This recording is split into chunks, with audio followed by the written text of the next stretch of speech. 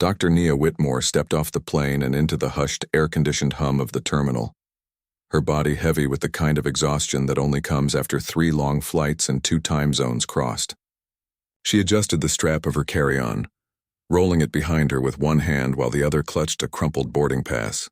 Her dark brown eyes scanned the signs overhead: baggage claim, ground transportation, restrooms. Everything familiar, everything routine. She'd done this route dozens of times before.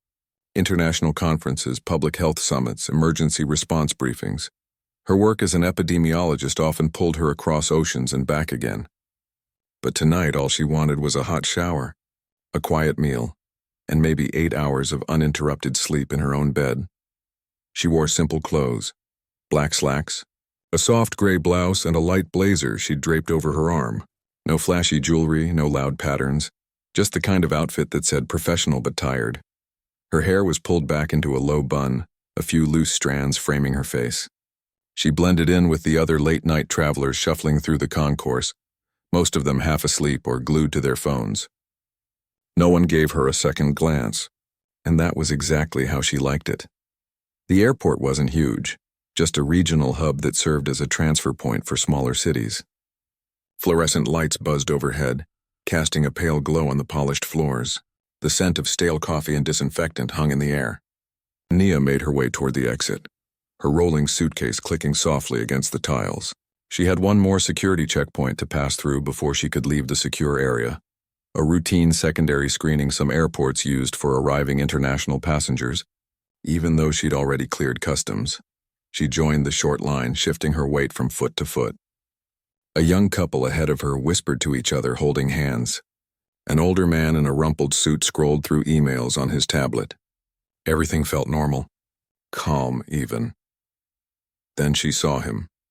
Standing just inside the checkpoint was a transportation security officer, broad-shouldered, with a stiff posture and a name tag that read Renner. He wasn't in uniform like the federal TSA agents. He wore a dark blue shirt with a patch on the shoulder and a radio clipped to his belt. Airport security, not federal. But he carried himself like he owned the place. His eyes swept over the line, lingering a beat too long on Nia when she stepped forward. "Next," he said, his voice flat. Nia approached, offering a polite nod. "Evening." He didn't return the gesture. Instead, he pointed to a table with a plastic bin. "Laptop out. Shoes off. Empty your pockets," she complied without hesitation. She'd done this dance 1,000 times. She placed her laptop in the bin, slipped off her flats, and set her phone, wallet, and a small hand sanitizer bottle beside it. As she stepped through the metal detector, it beeped softly. Not an alarm, just a routine signal. "Step to the side, please," Renner said. She did. He waved a handheld wand over her, moving slowly, deliberately. When he reached her waist, the wand emitted a faint chirp. "Turn around," he said. She turned. He ran the wand down her back, then paused. "You got something metal in your waistband?" "No," she said calmly. "Just the clasp on my slacks." He grunted, unconvinced. "Take off your belt." Nia hesitated for just a second. It wasn't unusual, but it felt excessive. Still, she unbuckled it and handed it over. He inspected it like it might be hiding contraband, then placed it in a separate bin. "Now your bag," he said, nodding at her carry-on. She unzipped it and held it open. He didn't ask her to step aside or offer to do the search out of view. Instead, he reached in right there in front of everyone and began pulling things out. Her notebook, a wrapped granola bar, a change of clothes, her toiletry kit. He opened the kit, unscrewed a small bottle of lotion, sniffed it. "This is over 3 ounces, he said. "It's not," she replied gently. "It's travel-sized. See the label?" He glanced at it, then tossed it back in without apology. But he didn't stop. He went through every pocket, every compartment, his movements rougher than necessary. A few people in line behind her shifted uncomfortably. One woman looked away. Another checked her watch as if calculating how long this might take. Finally, he zipped the bag shut and shoved it toward her. "You can repack." She knelt to put her things back, her movements slow and controlled. She didn't want to seem rushed or defensive. But inside, a quiet frustration was building, not anger. Not yet, just the familiar weariness of having to prove, again and again, that she belonged. As she stood, She noticed the bin with her laptop hadn't been returned. She pointed. My computer? Renner picked it up, but instead of handing it to her, he turned it over in his hands. You coming from overseas? Yes, Geneva. Conference? Yes, he smirked slightly. Must be nice. Flying first class, telling people what to do. She blinked. I flew economy, and I don't tell people what to do. I study disease outbreaks so fewer people get sick. He didn't respond. Instead, he placed the laptop on the X-ray machine's conveyor belt for the second time. She watched, confused. It's already been screened. Procedure, he said curtly. She took a breath. Look, I've gone through security 3 times today. Geneva, then the connecting flight, then customs here. I'm not hiding anything. Can I just get my things and go home? That's when his expression changed. His jaw tightened. His eyes narrowed and something cold flickered in them. You think you're special? He asked, voice low but sharp. Think the rules don't apply to you? I didn't say that, she said, keeping her tone even. I'm just asking why my laptop needs to be scanned again when it's already been cleared. You're questioning me, he said, as if that alone was a crime. No, she said carefully. I'm asking for clarity. He stepped closer.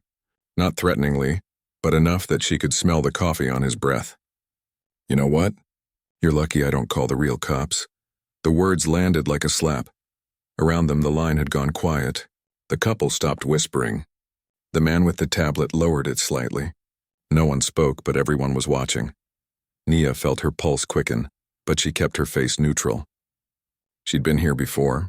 Not exactly like this, but close enough. The tone, the implication, the way he looked at her like she was a problem to be managed, not a person to be respected. She knew that if she raised her voice, if she showed even a flicker of emotion, it would be used against her. So she stayed calm. I'd like to speak to your supervisor, she said, her voice steady. Renner's eyes widened slightly, then hardened. Oh, you want a supervisor? Fine. He reached for his radio, but instead of calling for help, he turned to her and said, Put your hands behind your back. What? She said, genuinely startled. You heard me. Hands behind your back. Why? I haven't done anything. You're being uncooperative. Now do it. Her stomach dropped. This wasn't procedure. This wasn't protocol. This was something else. I'm not resisting, she said firmly. I'm asking for a supervisor. That's my right, but he was already moving. Before she could react, he grabbed her wrist and twisted it behind her back. She gasped, not from pain, not yet, but from shock. People started murmuring. Someone said, hey man, but it was cut off. The cuffs clicked into place before she could process what was happening. Cold metal bit into her skin. Too tight, she winced. Don't move, Renner growled, steering her toward a small office near the checkpoint. From the corner of her eye, she saw a woman in a green sweater lift her phone. The screen was glowing. Recording. Nia's mind raced. Stay calm. Don't give him a reason. Breathe. She focused on her breath, in, out, as he shoved her into a plastic chair inside the cramped room. The door clicked shut behind them. You think you can come in here, act like you're better than everyone, and walk out like nothing happened? He said, pacing in front of her. People like you. You show up with your fancy degrees and your international trips, acting like you own the place. But you're just like the rest. Looking for a handout, looking to cause trouble. She didn't respond. She knew better than to argue.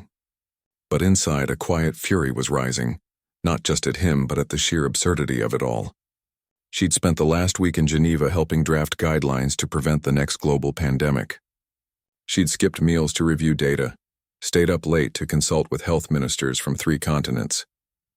And now, here she was, cuffed in a windowless airport office because a man decided she looked suspicious. Minutes passed. No supervisor came. No explanation. Just the hum of the overhead light and the sound of Renner's boots on the floor. Then the door opened. A different officer, a woman older with tired eyes, stepped in. She took one look at Nia, still cuffed, and frowned. What's going on here? Renner straightened. This passenger was being uncooperative during screening. Refused to comply. That's not true, Nia said, finally speaking.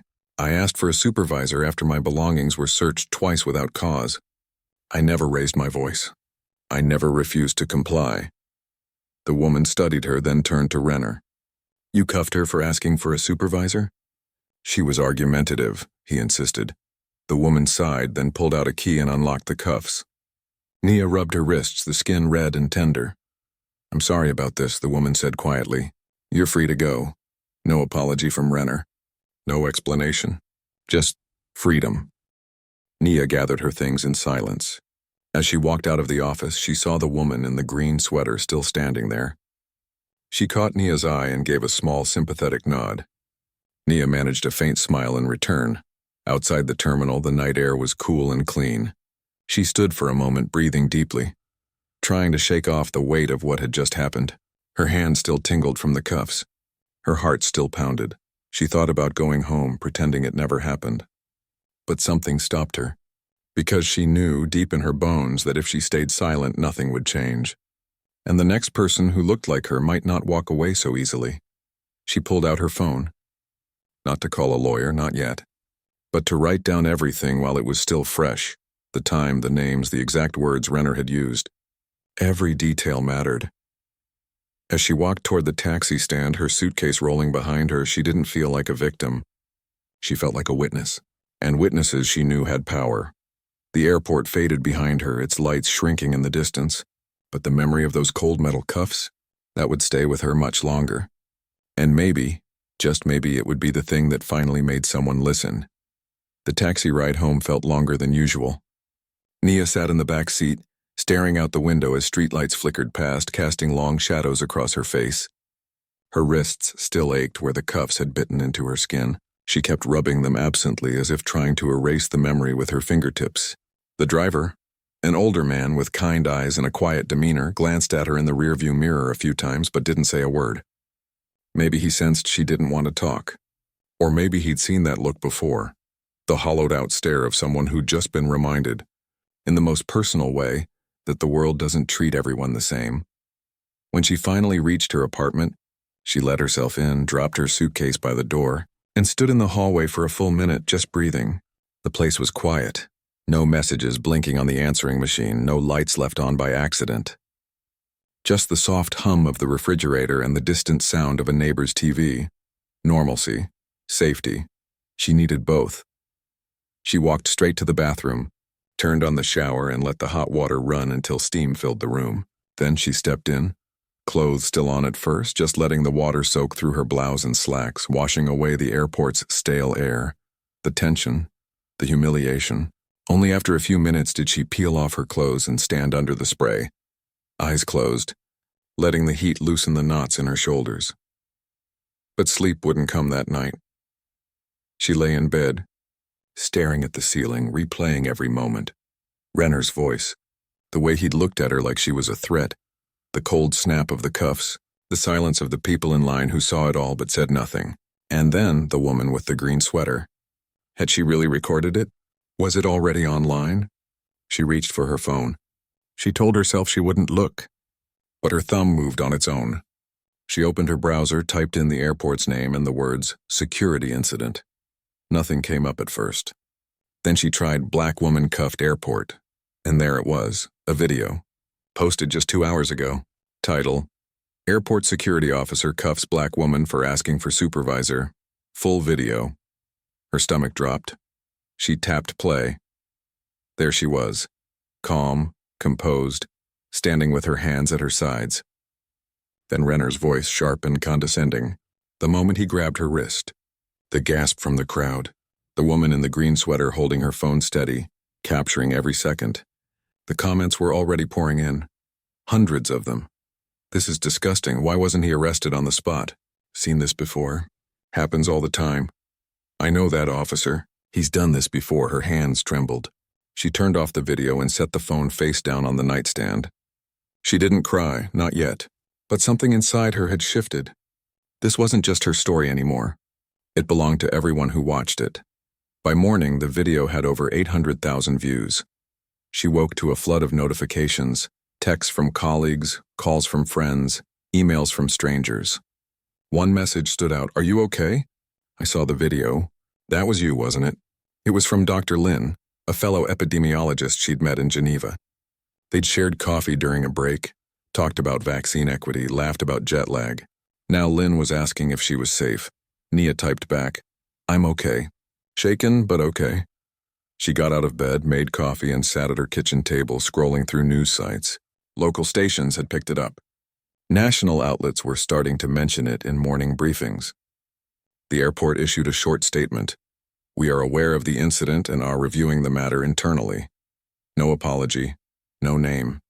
Just corporate language designed to buy time. She showered again, dressed in sweatpants and an old university t-shirt, and tried to focus on work. She had a report due on antimicrobial resistance patterns in Southeast Asia. But every time she opened the document, her mind drifted back to the checkpoint, to Renner's smirk, to the way her heart had hammered when the cuffs clicked shut. Around noon, her phone rang. "Unknown number," she hesitated, then answered. "Dr. Whitmore?" a woman's voice asked. "This is Maya Ellis with the Civil Rights Legal Defense Fund. I saw the video. I'd like to talk to you about your experience and whether you'd be open to exploring legal options." Nia listened as Maya spoke. Calm, professional, but with a warmth that felt genuine. She explained that incidents like this were far too common, but rarely documented so clearly. "That video is powerful," Maya said. "But more importantly, you're willing to speak up. That matters." They talked for nearly an hour. Maya didn't pressure her. She just laid out the possibilities. Filing a complaint with the Department of Transportation, pursuing a civil lawsuit for false imprisonment and emotional distress, maybe even pushing for policy changes at the airport. "You don't have to decide today," Maya said. "But I want you to know you're not alone." After they hung up, Nia sat quietly for a long time. She thought about her mother, who'd worked 2 jobs to put her through college, who'd told her, "Always carry yourself with dignity, because the world won't always give it to you." She thought about her students, young black women in public health who looked up to her, who needed to see that standing up for yourself wasn't weakness, it was strength. She also thought about Renner. What kind of man cuffs someone for asking for a supervisor? And more importantly, had he done this before? Later that afternoon, she called the airport's main line and asked to speak to someone in public relations.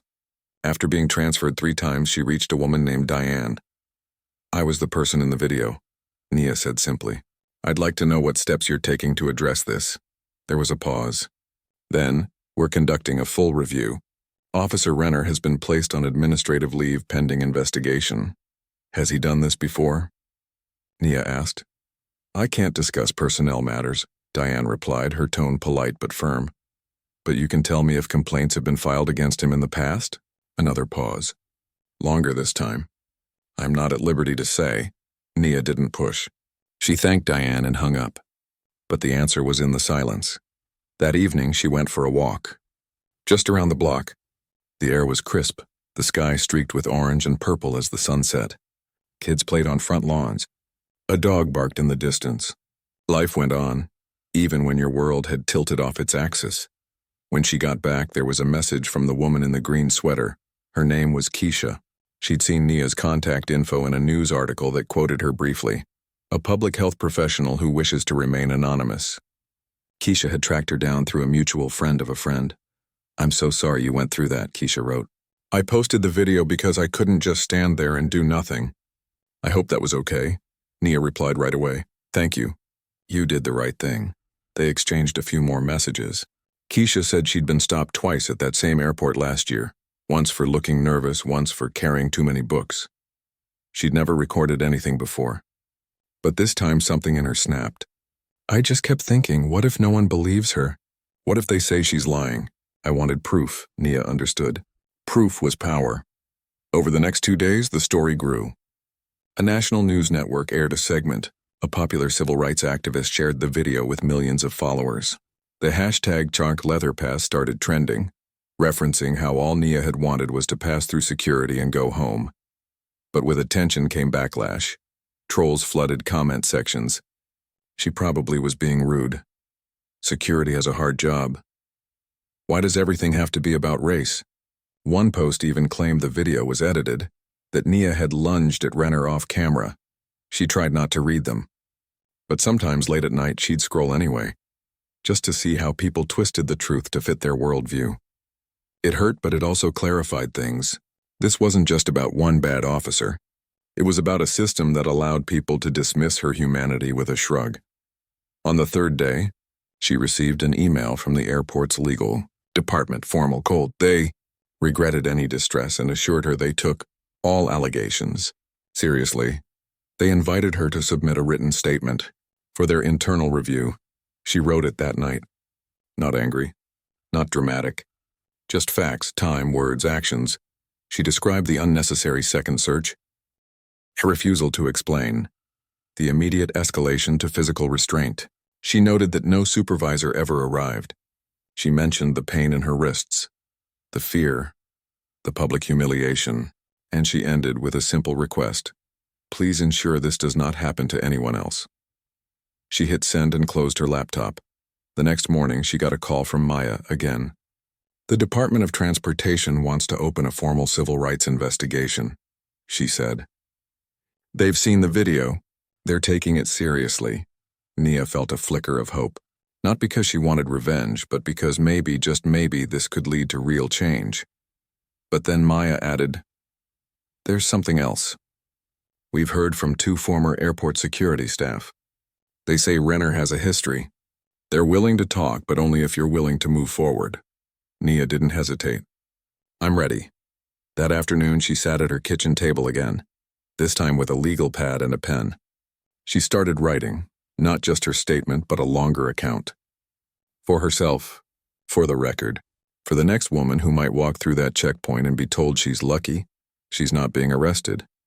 She wrote about the exhaustion of flying home after saving lives abroad, only to be treated like a criminal in her own country. She wrote about the quiet courage of strangers like Keisha, who chose to bear witness.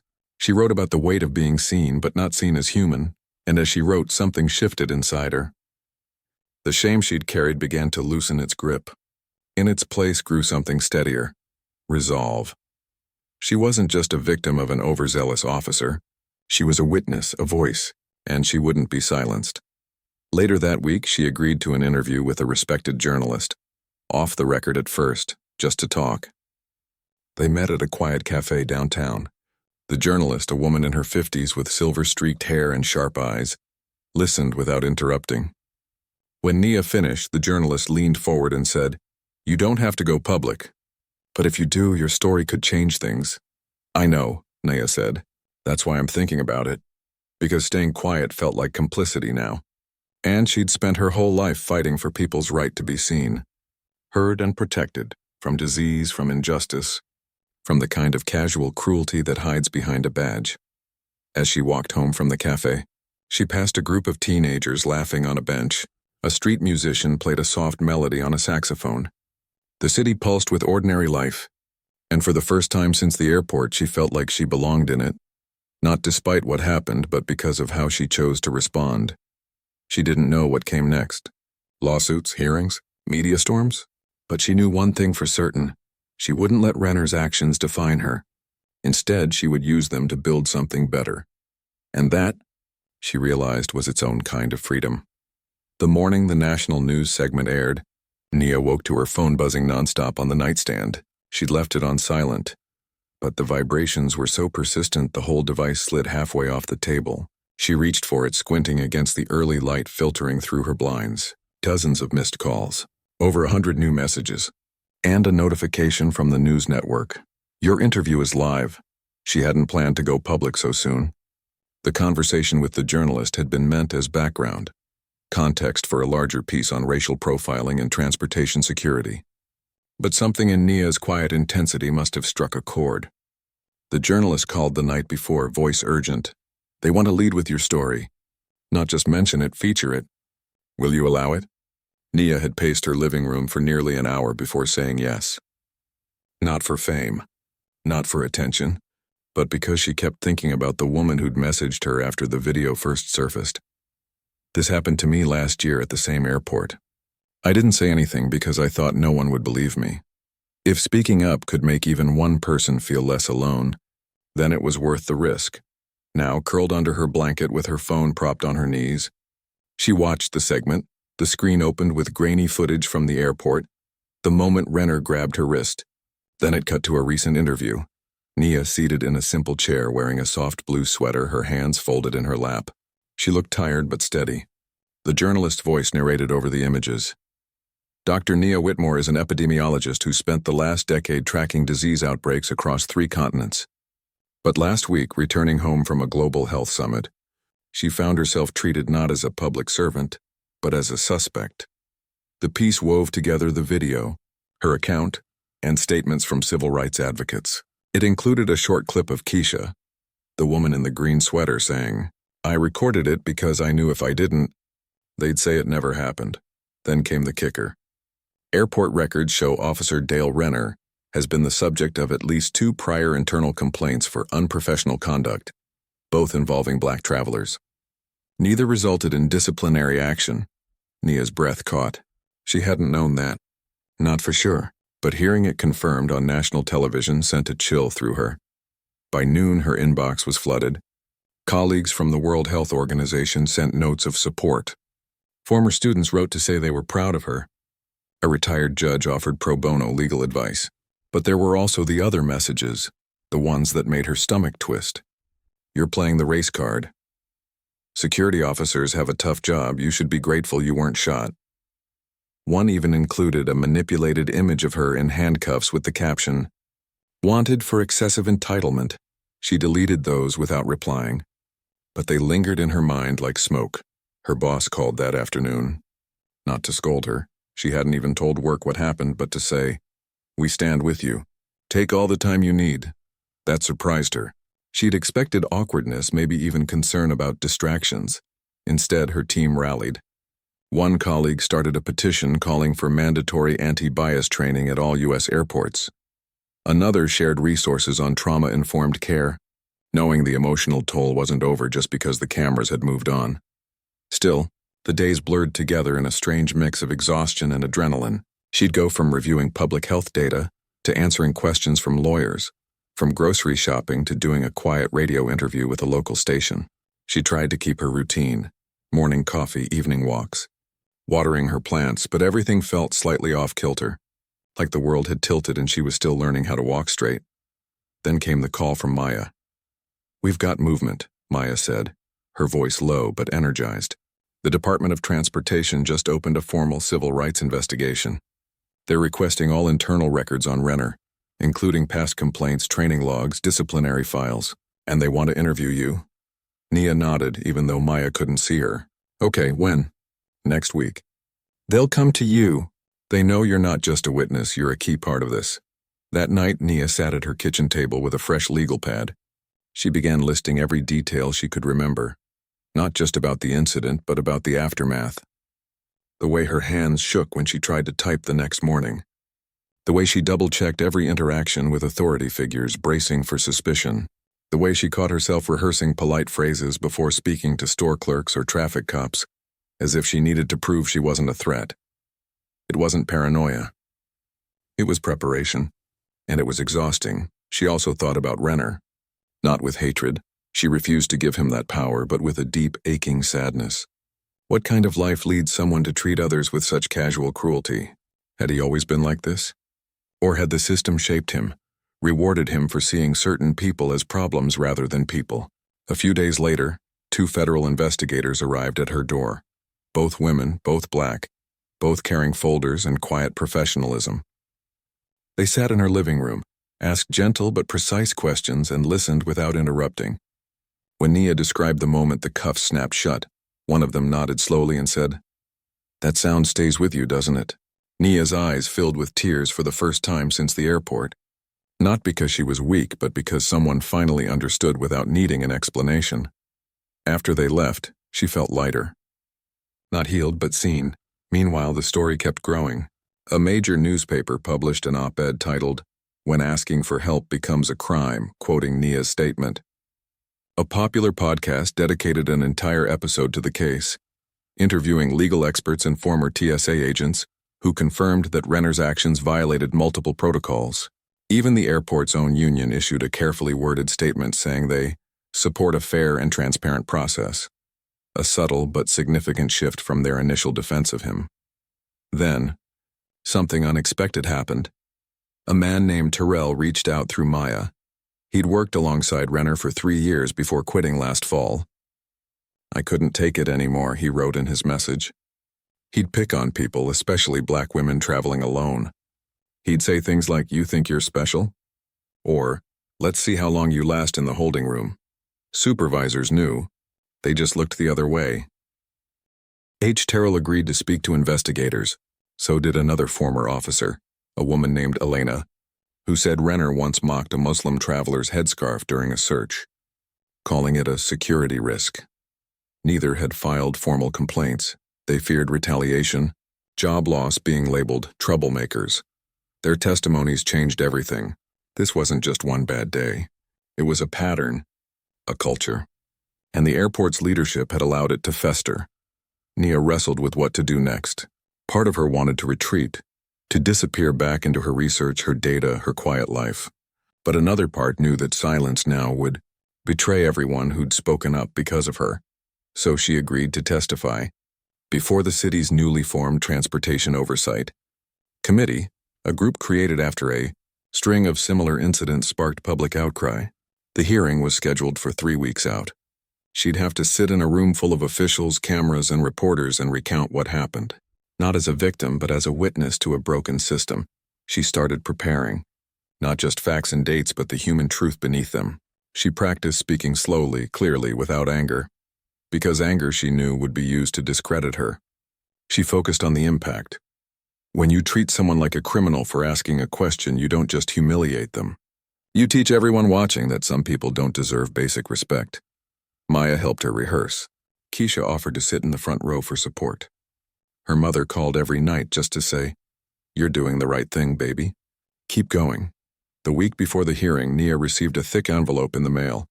No return address. Inside was a handwritten letter from a retired schoolteacher in Ohio. "I've never been stopped like you were," the letter read. "But I've seen it happen to others and stayed quiet. Your courage reminded me that silence is a choice, and I choose differently now." Enclosed was a $20 bill and a note.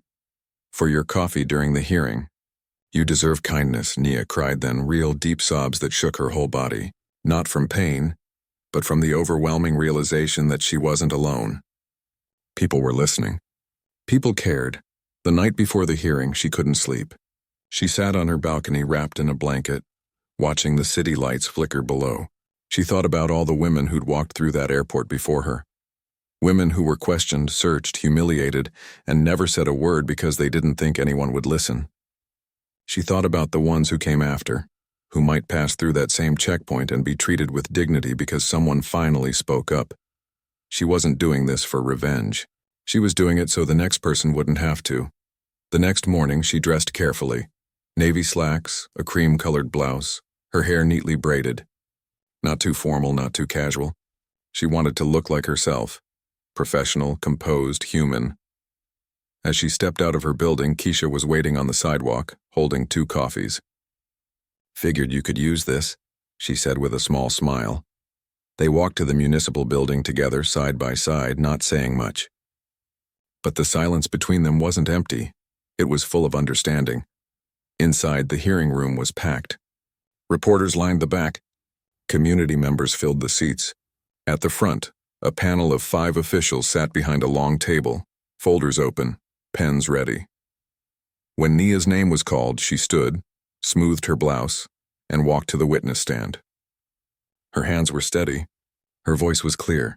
She told her story, not with drama, but with truth.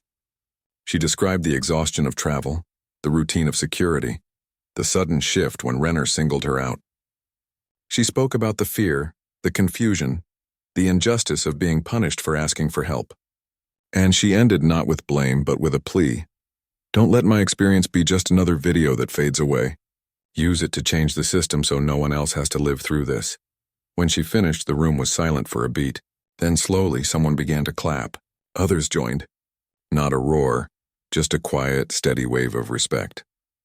Afterward, as she stepped outside into the sunlight, Keisha handed her a fresh coffee. "You were amazing," she said. Nia took a sip, the warmth spreading through her chest. She didn't feel triumphant.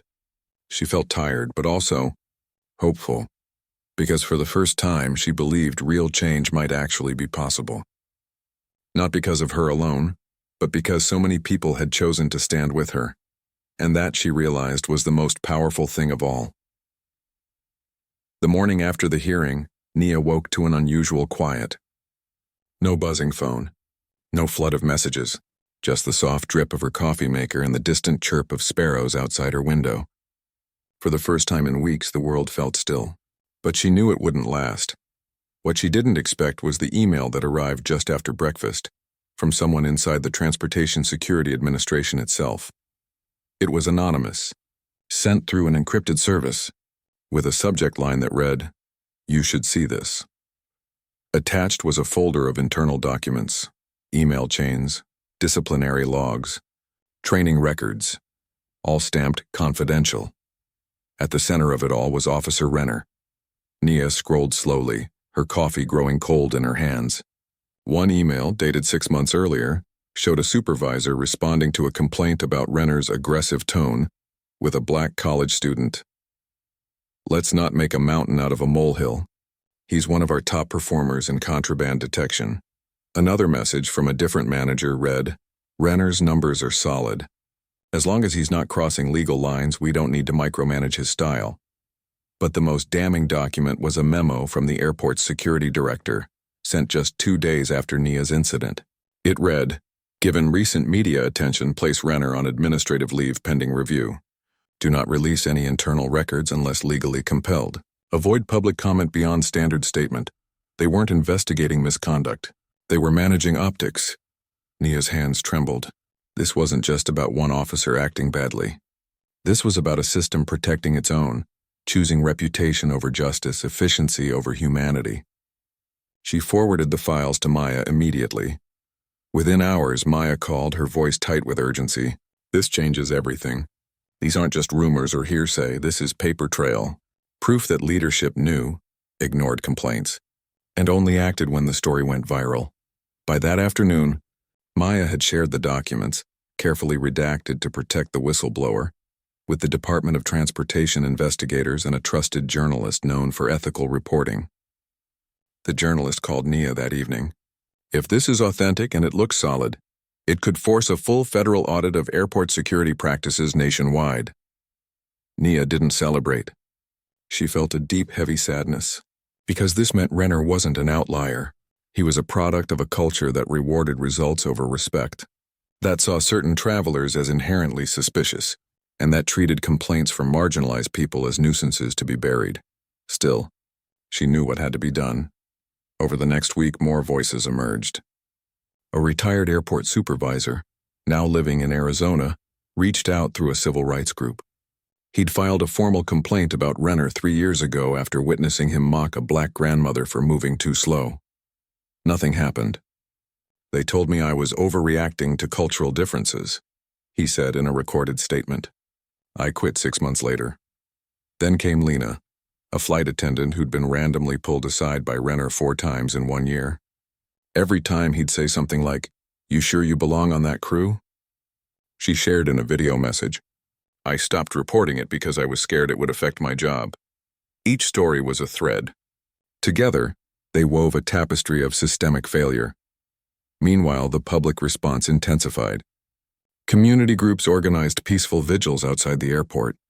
Students from a nearby university launched a social media campaign called Screen with Respect, calling for transparent hiring, bias training, and independent oversight of security personnel.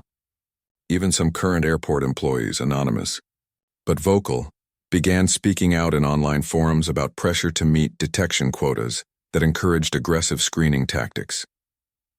The airport's leadership, once silent, now scrambled to respond. They announced a comprehensive review of all security protocols. They promised enhanced training, but their statement still avoided naming Renner or acknowledging the pattern of discrimination. Nia knew words weren't enough. She wanted action. With Maya's help, she drafted a public letter, not angry, not accusatory, but firm. In it, she laid out 3 clear demands: full release of all internal complaints against Renner and others with similar records; mandatory, ongoing anti-bias and de-escalation training for all security staff; developed in partnership with civil rights organizations; creation of an independent civilian oversight board with real authority to investigate and recommend discipline. She didn't send it to the media first. She sent it directly to the airport's CEO, the mayor, and the head of the Regional Transportation Authority, with a 72-hour window to respond. The clock started ticking. On day 2, the CEO's office called. They wanted to discuss the letter privately. Nia declined. If the changes are real, they should be public, she said. If they're not, then we'll know. That same day, the whistleblower inside TSA sent another message. This time it included a recording, a short audio clip from a staff meeting 2 weeks before Nia's incident. In it, a supervisor says, "Look, if Renner wants to hassle a few people to keep his numbers up, so be it. As long as he's not getting sued, we're fine." Nia listened once, then deleted the file from her personal device. She sent it only to Maya and the federal investigators. She didn't want to leak it herself. She wanted the system to be forced to confront its own truth, not through scandal, but through due process. On day 3, just before the deadline, the airport held a press conference. Nia watched it from her living room, Keisha beside her on the couch. The CEO stood at a podium flanked by city officials. He looked tired, his tie slightly crooked. "We acknowledge that trust has been broken," he began, "and we are committed to rebuilding it." Then came the surprise. They announced that Renner had been terminated, not just placed on leave, but fired for violations of department policy and conduct unbecoming an officer. They also revealed that 2 supervisors had been reassigned, pending further review, but the real breakthrough came next. "We are accepting all 3 of Dr. Whitmore's recommendations," the CEO said. "Effective immediately, we will partner with the National Civil Rights Institute to redesign our training curriculum. We will release anonymized complaint data from the past 5 years, and we will establish a civilian oversight committee with seats reserved for community advocates, legal experts, and impacted travelers." Keisha let out a breath she didn't realize she'd been holding. They actually listened. Nia didn't smile, not yet. Let's see if they follow through. Because she'd learned the hard way, promises are easy. Change is hard.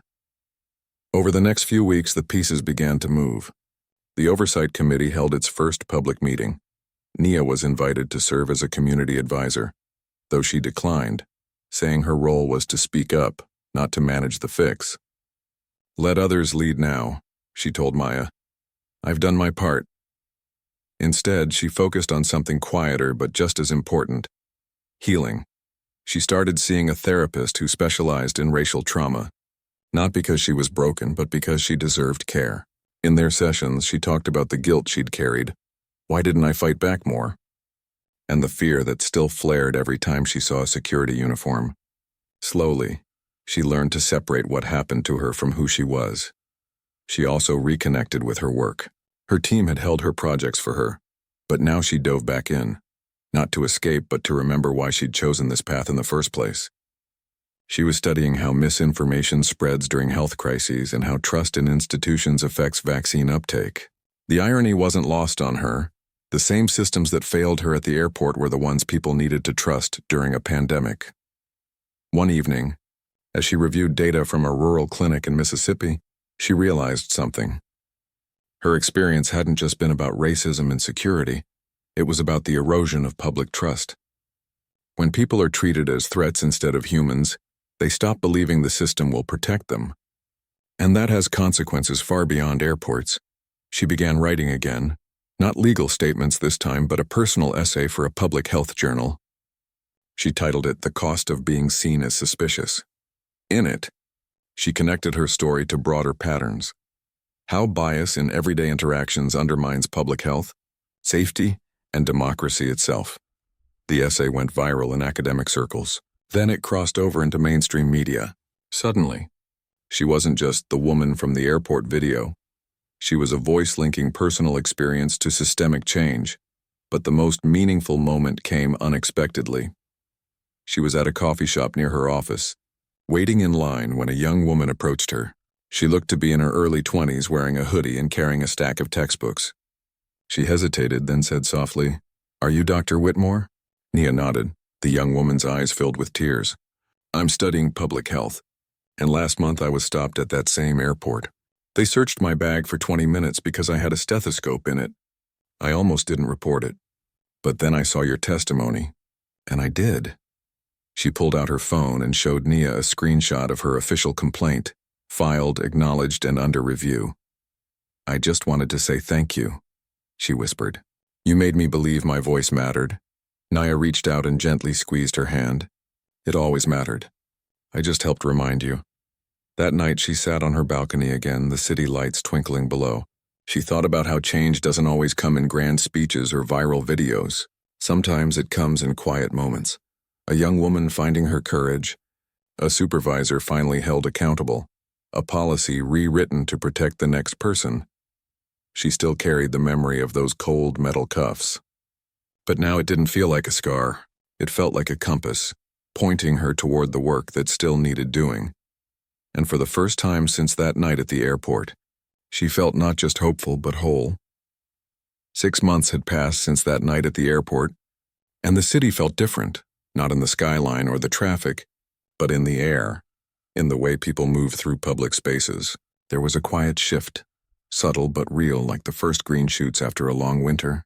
Nia noticed it most at the train station, where new signs now read, "All travelers deserve dignity and respect," and where security staff wore small pins showing they'd completed the new anti-bias training.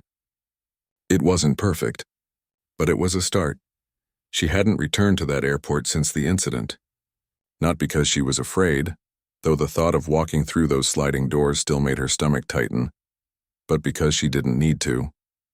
Her work had taken her to conferences in Lisbon, Nairobi, and Vancouver, all accessed through other hubs. But today she had no choice. A last-minute meeting with the Health Coalition required her to fly out of that very terminal. She delayed booking the ticket as long as possible. But eventually she knew. Avoiding it forever wasn't healing. It was hiding. So she packed her carry-on the night before. Laptop, charger, a change of clothes, her favorite herbal tea bags. She laid out her outfit. Comfortable slacks, a soft sweater, no jewelry that might set off alarms. She double-checked her ID, her boarding pass, her vaccine records, everything in order. Still, she barely slept. Morning came gray and drizzly. She took a deep breath in the mirror before leaving. "You're not that person anymore," she whispered to herself. "You're the one who spoke up." The ride to the airport was quiet.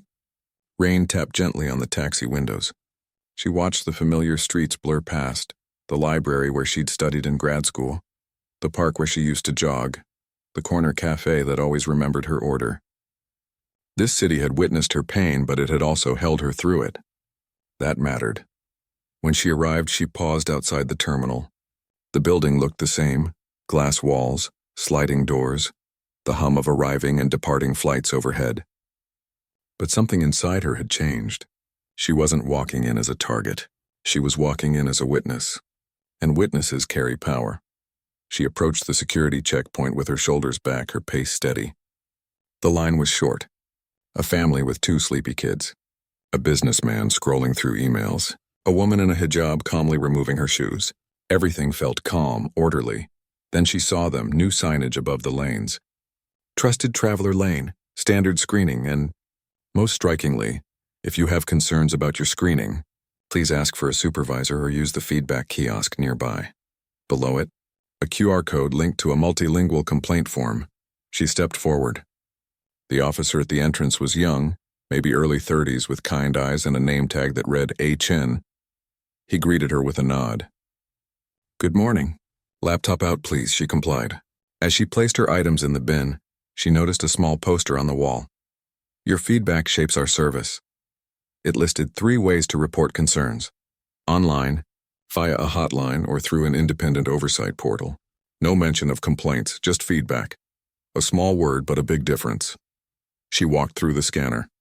It beeped softly. "Step to the side for a quick wand check, please," Officer Chen said. She did. He moved the wand slowly, professionally. No lingering. No sharp tone. When it chirped near her belt, he said, "Just the metal clasp, I assume?" "Yes," she said. He smiled slightly. "All clear. Have a safe flight." That was it. No drama, no suspicion. Just routine, human. She gathered her things, her hands steady. No tremor, no rush. She even paused to thank him. As she walked toward her gate, she passed the new feedback kiosk, a sleek tablet-like station with a privacy screen. She stopped, tapped the screen, and selected Positive Experience. Then she typed, "Screening was respectful, professional, and efficient.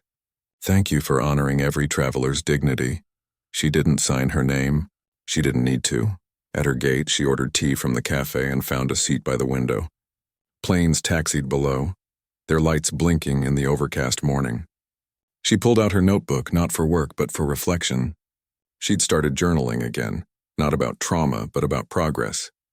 Later that week, she would speak at a public health symposium, not about disease models, but about trust. Public safety begins with public trust, she planned to say. And trust is built not in grand gestures, but in daily choices, like how you treat someone asking for help at an airport checkpoint. Back home, life had settled into a new rhythm. She still worked long hours, but now she made time for walks in the evening, for calling her mother every Sunday, for mentoring 2 young women in her field, one of them the student who'd thanked her at the coffee shop months earlier. They met monthly over video calls, talking about everything from research methods to navigating microaggressions in male-dominated spaces. She'd also started volunteering with a local youth program that taught teens about civic engagement. Last month, one of the students, a sharp, quiet girl named Zara, had stood up at a city council meeting and demanded transparency in school security policies. Watching her speak, Nia saw herself, not broken but brave. Meanwhile, the ripple effects of her case kept spreading. The Department of Transportation had launched a nationwide audit of airport screening practices. 3 other airports had adopted the same civilian oversight model. And Renner? He'd been denied rehire at every security firm he applied to. More importantly, criminal charges for false imprisonment and civil rights violations were still pending, though Nia had chosen not to pursue a personal lawsuit. Justice isn't about money, she'd told Maya. It's about making sure it doesn't happen again. One evening, as she scrolled through news headlines, she saw a short segment. Airport security reforms show early success, complaints down 40%. The reporter stood outside the very terminal where it all began. Behind her, travelers moved freely, without fear. Nia didn't feel triumphant. Triumph implied victory, and this wasn't a battle she'd won alone. It was a shift she'd helped ignite, one that required whistleblowers, bystanders like Keisha, lawyers like Maya, journalists, community organizers, and even the quiet courage of strangers who filed their own complaints because they saw her speak up. She thought often about Renner, not with anger, but with a strange kind of pity. He'd thought he was in control that night, cuffing her wrists like it was nothing. But in that moment, he'd sealed his own fate, not because she sought revenge, but because truth once seen can't be unseen, and systems once exposed can't stay the same. Months later, on a cool autumn afternoon, she sat in her favorite park, watching leaves drift to the ground. Her phone buzzed, a message from Keisha. "Have you seen the news?" She opened the link. It was a press release from the National Civil Rights Institute.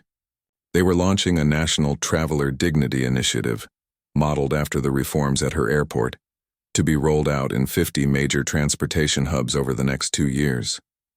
And at the bottom, in small print, inspired by the advocacy of Dr. Nia Whitmore and countless others. She closed the article and looked up at the sky. The sun broke through the clouds, casting golden light on the trees. She took a deep breath, clean, crisp, free. She wasn't a symbol. She wasn't a hero. She was just a woman who'd been wronged and chose to speak up. And in doing so, she'd helped build a world where the next woman might pass through that checkpoint unharmed.